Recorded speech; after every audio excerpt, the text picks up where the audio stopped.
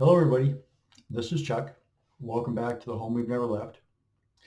So, what I want to do today is talk a little bit more about beliefs.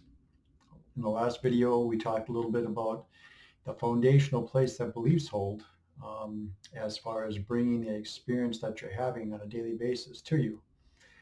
That they kind of act as a filter. When you're perceiving things out there, your beliefs are brought into play automatically. You're going to perceive things through your beliefs, which then are going to bring about certain emotional states, certain feeling states. Um, Certain thoughts are going to come into your mind as a result of that. Your imagination is going to work a particular way. All of that then is going to bring a particular experience to you, your experience. So when you first start to understand that beliefs have the kind of importance they do in your experience, one of the things that you begin to do is try to identify the beliefs that you're holding. Kind of a preemptive strike kind of a thing, right? One of the things I want to make sure that we're doing here too is that we don't really focus on the fact that beliefs only bring challenges into our life. Of course, we have good and challenging parts of our life as far as neutral parts of our life. And like I said in the other video, one of my earlier videos, really everything is associated with beliefs. So the good things that are going on in your life, the pleasant things that are going on in your life, the joyful things, those are associated with beliefs also, right? The thing to do is to learn how to utilize them like we utilize other tools, because that's really kind of what they are. They're there for us to utilize in a conscious way. For most individuals, beliefs are behind the scenes. They're used in an unconscious way, many just by default. So the practice is to become aware of them. So that mindfulness practice, becoming aware of what it is that we're thinking and feeling, the way that we're using our imagination at any particular time, maybe any impulses, any impressions, any other type of intuitive things that are showing up for us, learning how to kind of spread our consciousness out sort of as a large net, almost like you've got a radar out there to kind of be a little bit more sensitive to those things. And as you practice that, it'll get easier. Okay. So people begin to look for beliefs. What beliefs do I carry? Excuse me. Um, and because, especially at first, a lot of the beliefs that you're carrying and using are kind of in the background and can be a little bit difficult to identify for you. If you're looking for them in that way anyway, it seems like it's a little bit of a daunting task, but really it's not. And the reason why it's not is because whatever beliefs that you're utilizing, whatever beliefs that energy and consciousness is associated with that bring you their experience, is then becoming your experience. You're seeing it, you're feeling it, you're smelling it, you're hearing it, all those things. It's in your environment. It is your environment. Your environment is showing up as a result of your beliefs. So what you have to do is look around you, I guess I'll say, to what's going on in your environment. And that is a reflection then of the beliefs that are being utilized at that particular moment in your life, right?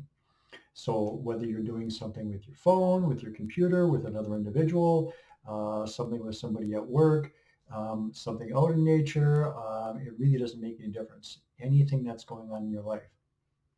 The kind of experience that you're having then is due to beliefs that you're holding about yourself primarily, and sometimes, of course, in collaboration with that, associated with other things in your environment. Okay, but the ones about yourself are kind of key, right? So really then paying attention to what's going on in your environment. And so this becomes kind of a two-pronged mindfulness kind of a thing. You're paying attention to your inner environment, and you also want to pay attention to your outer environment, because your outer environment is going to be a key to some of the things that are happening in your inner environment. In other words, how you're using your beliefs, which beliefs you're using at that particular time. So pay attention to that. As you learn to do that, and as you become a little bit more aware of things as they're happening, as you kind of bring to the forefront of your mind, oh yeah, I'm supposed to be mindful. Oh yeah, I'm supposed to be paying attention to what's happening. And again, it takes practice to do that. It's not something that people are used to doing in their life, paying attention to what it is they're experiencing, um, unless it's something that is at one end or the other of your experience. It's really challenging or it's really nice. Those we pay attention to a lot easier. The things in the middle, maybe not so much all the time. But the practice is to pay attention to more and more of that a little at a time. Okay. And so as you look out as your environment, as you're paying attention to what it is that's happening in your world around you, as well as your body, the it's not so much the inner you, but maybe the most immediate um, outer you that there is, and then you can utilize and understand beliefs. Now, again, beliefs aren't bad. And the journey that you're on right now in a deeper understanding, a deeper awareness, a deeper experience of who it is that you are is that. It's a journey, right? So again, I think I mentioned maybe in the intro even, but I'm not quite positive, that judgmentalism towards yourself will never get you anyplace. Okay, this is a progressive thing. It happens a little at a time. So just be good with the beliefs that you're carrying right now, knowing that you could move beyond those a little at a time, and you will. And so, we can take anything, doesn't really make any difference. Let's take your body, for instance. So, particularly in the West, there's a belief in medicine, right? There's a belief in illness. There's a belief in things that should happen or are more likely to happen at particular ages, okay, as you progress in age, okay? There's a variety of things like that, things that are associated with the body and when things go wrong in the body, all right? Now, what's begun to happen in the West over the last few decades is that there are more and more types of what are called alternative medicines or techniques that are available. And certainly you can use any of these. Now, what I'll tell you here, which may be a little confusing to some of you, is really in a foundational way. No way is really better than another. In other words, taking a medication or having surgery is not necessarily foundationally better than using an herb or acupuncture or, let's say, energy healing. Okay. It's all really pretty much the same. Why? Because you're creating the whole storyline. All right. You can really utilize any kind of a plot you want in your storyline. Right. I know this sounds a little bit strange. Usually there's some pretty distinct ideas about what becoming more spiritual means. But a lot of times what that will do is it'll mean that you will judge yourself because you're using something that you think you shouldn't need to use if you're becoming more spiritual. I'm going to tell you right now something that may be confusing to you. Everything is spiritual. Every single thing that's going on in your experience is an expression of consciousness or energy. Everything. There are no exceptions. That consciousness and energy all flows from that deeper, larger you. There's no exceptions. So there are beliefs associated with those types of things, including good and bad, right and wrong. That's part of your situation here, all right? There are many, many, many other, I guess I'll say at this time, dimensions that you express yourself in where those types of things, right and wrong, good and bad, aren't applied the way they are here. But we have them in our experience. We're going to work with those, right? But what you want to do is you want to try to mellow that, to soften that out, okay? Because what you don't want to do is you don't want to judge yourself, all right? So one of the things that's important then, as you're identifying the beliefs in your life, and as you're looking around you at the actions and the activities that are going around that'll help you to identify those beliefs then, is a couple of things. One is, we've talked about some ways of moving through those beliefs, all right? So we talked about the beam of light thing that goes into the infinite future and the infinite past. We talk about some tapping techniques on the skull and with the fingers. Okay, those types of things, as simple as they may seem, are going to be effective. Your exploration of dream time is going to be effective. all these things are going to be effective because what all of them will do in different ways is to help to bring those deeper layers of who you are little by little in an increasing way into this experience of what you're doing. Okay. As that happens, you will make different choices. You will perceive things different ways. You will utilize naturally different beliefs. All right. Now, at the same time, you can do things on what I'll say maybe the external plane of doing things too. Okay. You can focus on changing beliefs in particular ways that will augment that process as well. So it's sort of like there's a process that's going on in the background that's happening, is just going to come kind of naturally to the surface. And then there's a process you're using, let's say this exterior focused you, that is also going to be part of the process. Okay. And they're both valid. They're both going to be working out for you. Okay. So let's pick a particular belief. All right. Let's pick a belief like your self-worth. All right. One that can be really challenging for individuals sometimes, right? Some people you can meet some places and it's very obvious that their self-worth is low. Other individuals can seem very confident, but really they really don't have a lot of self-worth. Other individuals have a lot of self-worth, and it's usually obvious that they have a lot of self-worth. Um, I think most of the time, when you run into an individual who has a lot of self-worth, it's kind of a natural thing for them. They don't push that or them or certain things out onto other individuals. There's kind of a a natural confidence that occurs with an individual like that. But uh, what I want to say is that really that's inside everybody. So of course there are experiences that individuals have had that take that natural understanding of our own self-worth and move it into the background. And then other things move more to the foreground and we express ourselves through those things instead. Okay. So one of the things that I want to talk about as far as, let's say, the belief of self-worth is concerned, is self-worth in and of itself. So what I want you to do to kind of begin this analogy that I'm going to talk about a little bit is just kind of imagine, if you will, um, um, a baby who's maybe 2 weeks old.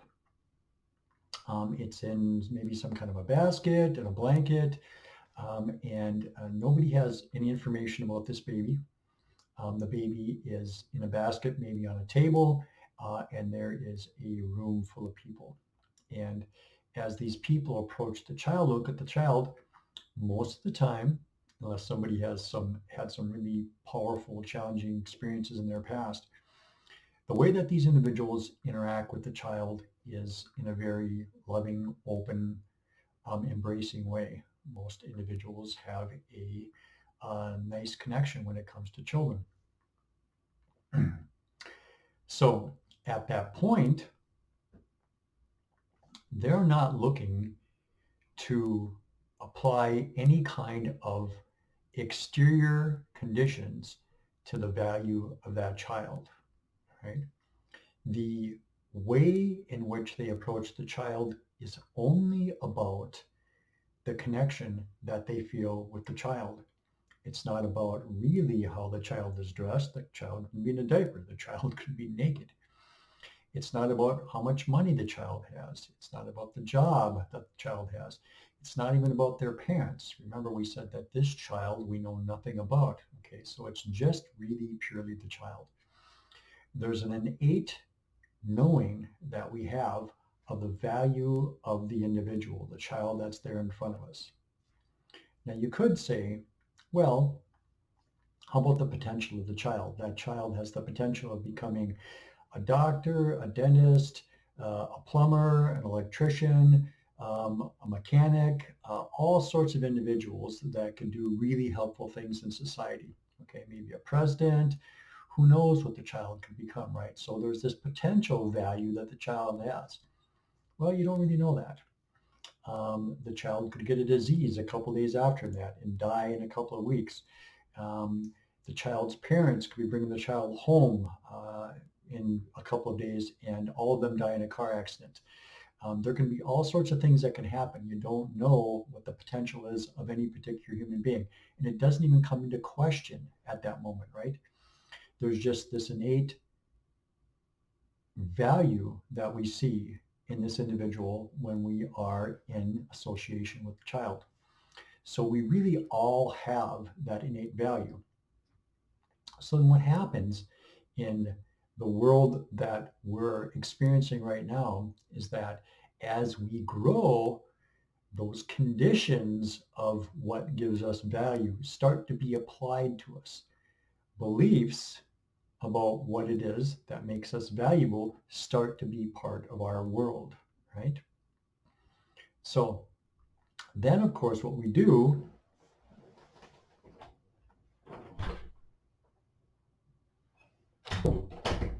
I had to let my cat out. Then, of course, what we do is we filter our experience of our world through those beliefs, all right?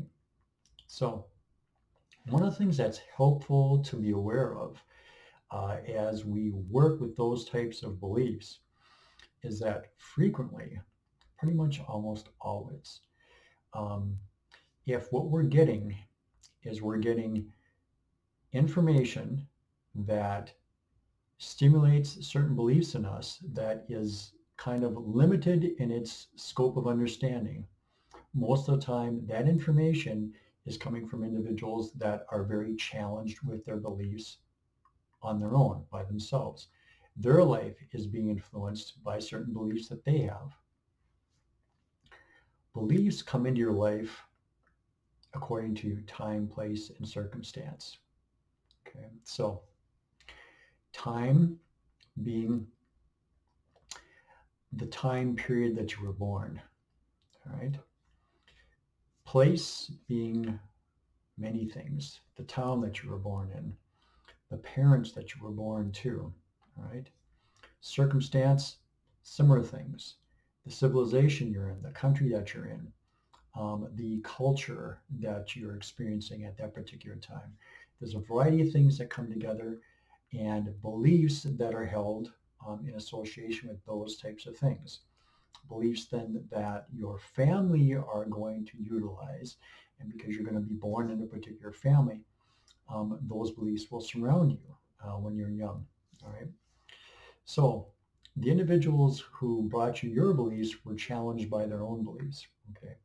Sometimes understanding that is helpful. All right. Sometimes, initially anyway, it doesn't make a lot of difference. It can still be a challenging thing. So one of the things that you want to try to keep in mind is that um, whatever situation you found yourself in, there's a part of you that knows the truth of who and what you are. There's a part of you that knows that you have all of the tools necessary to move you beyond the challenging beliefs that you have in your life. Okay. So once you begin to open yourself up to this type of exploration, then various sources of information begin to come into your life. You start to become aware of the tools that you can utilize in your life. You start to become aware of a little bit more of who you are. And then you start to move beyond the beliefs that limit, I'll use that word at this particular time, that limit you as far as how you're expressing yourself in your life or the kind of life that you're having. Okay. So as you're doing all of this, which you may recall me speaking about a little bit earlier, was the idea of association. And association can be thought of in a variety of ways. What I'm going to talk about at this particular moment is the type of people that you're associating with.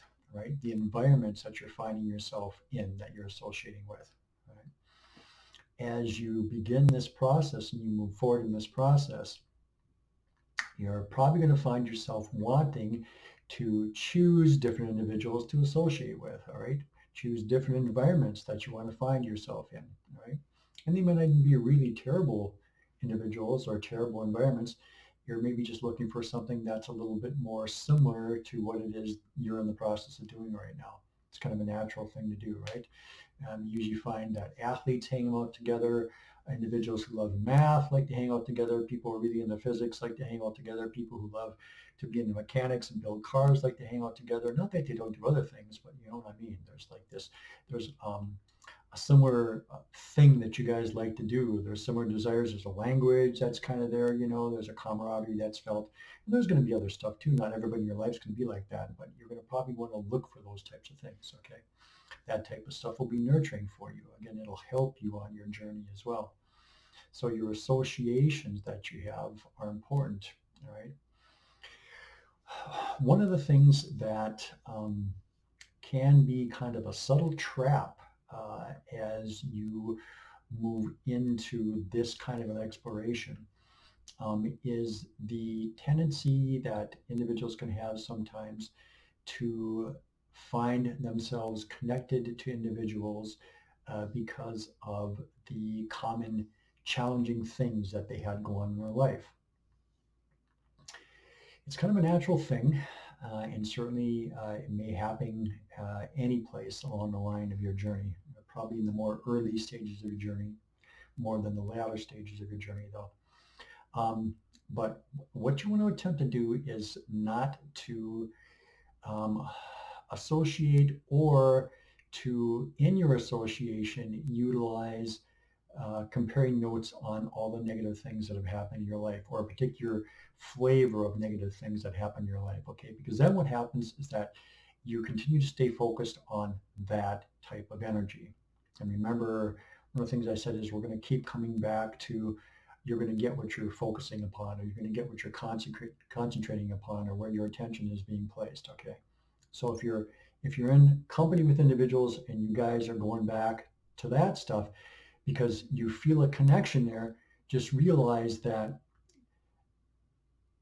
that's not the type of connection you want to continue to nurture, right? What you want to try to do is within that group, maybe move it to other things or find yourself associating little by little by little with other individuals, right? Because again, if what you want to do is you want to move to a different type of experience yourself, you want to find yourself in environments that are helpful for you to do that. Now, if someone's been doing this for many, many, many years, those individuals can be in a place where they can walk in any kind of environment. And people are discussing whatever it might happen to be, and they're not swayed by it. Okay, but in the early stages, that's not going to necessarily be so much the case, right? So there's this natural tendency that we have to identify with individuals through common challenges that we've had, right? I'm not going to say it's not going to happen. Just realize that staying there and continuing in that vein won't really in the end be helpful for you. You want to eventually move beyond that, okay? Because again, that's what you're going to be focusing on. So you're going to really be bringing more of those experiences in for you, okay? All right. So one of the other things that sometimes can be helpful to understand, actually I think frequently can be helpful to understand, and I'm just going to touch on it a little bit here. We're not going to really talk about it too much in depth, is the idea that there really is no destination. It's really all about a perpetual, continual journey.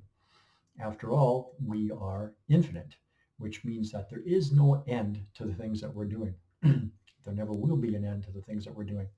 And really, if you think about life from the time you're that infant until where you've gotten to now and then beyond, you've never stopped. There has been no place where there's actually been a destination that has become an endpoint, whether it was school in any particular level of school, whether it was the job that you've had, whatever might happen to be, relationships. You get the job, you get the relationship, whatever, the job and the relationship and your interaction with the job and the relationship always become more, all right? There's always growth. There's always movement that happens. There is really no one endpoint destination, right? It's just not the way it goes with who we actually are and how we express ourselves, right? There's always something else going on. It's always a process. Okay, it's always continual creation and creativity. All right. So I mention that just because, again, there can be a tendency sometimes to go, okay, I'm doing this stuff. Why am I not at my destination yet? Okay. So another way you can maybe look at this is that from the deeper you's perspective, every experience that you have is a destination. It values all of the experience you're having. When you get to a particular place, you will learn to do the same thing. You will learn to value all of your experiences. You'll be able to look back and to see the value in your experiences. Okay. Now, many times the value in your experiences is it prompts you to do something different, right? There's some part of you that knows that you have a choice in this situation. You can be expressing yourself in a different way. You can find yourself in a different experience, in a different environment, in a different relationship, whatever it might happen to be. And it prompts you to do something about it, right? That inner part of you naturally is always expressing itself in a more expanded way than what it did just a moment ago. And because that part of you is doing that, this part of you is doing it as well. Okay. Here, many times it can feel like challenges. A lot of times here, what we want to do is we just want to relax into things. Okay. That seems like a good idea for a while, but really, if you sit and do nothing, it doesn't take usually too long before you want to do something. First of all, it's almost impossible to sit and do nothing. Even if you're meditating, your mind is active in some way. You're having some type of an experience. You're never going to have a time where you're having no experience. You're always having some type of an experience. You're always experiencing some type of action within consciousness. It's just kind of the way that it's always going to be. So again, kind of goes back to not being judgmental with yourself, you know, understanding that this is a process. It's a perpetual process. It's a process that's never going to end. It's going to look different. It's going to feel different. Okay, there's going to be many different components that will be part of it, but it's never going to end. You're going to move from one thing to the next thing, to the next thing, to the next thing, and that always continues. All right, it's just the nature of who you are as the self, as spirit, as soul, as whatever you want to call yourself, that deeper part of who you are. It's the way that things work. Okay. So today we've kind of jumped around a little bit. We've brought together a few new ideas. We've kind of tied some things together a little bit. I want to remind you again to make sure that you're practicing, of course, with the practices that I gave you with dream time. Again, things that will really be helpful. Dream time, again, is so much more than what most people believe it to be. It is a treasure chest of information, wisdom, experience that as you explore it will start to become what you're doing in your life, will start to come forward in what you're doing in your life, as all these things will. So all the things that I share with you here, the practices, the things that you should really focus on are really well worth your time.